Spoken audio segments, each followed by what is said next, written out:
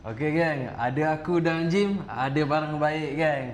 Kau tengok depan kita orang ni, ada 3 PC. 3 PC ni untuk orang apa Jim? Orang susah.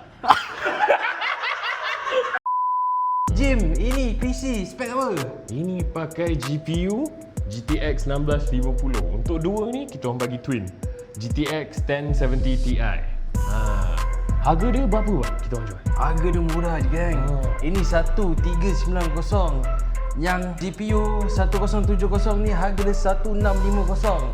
Dua-dua harga sama. So murah je. Ini game apa je boleh bantai ni Jim? Ini banyak game boleh main. GTA 5, FIFA, Valorant pun kau boleh bantai. So kalau orang berminat, kita nak suruh dia kontak mana? Kita orang contact kat bio kita orang, Horseman HQ. Jangan lambat-lambat. Nanti gone lah.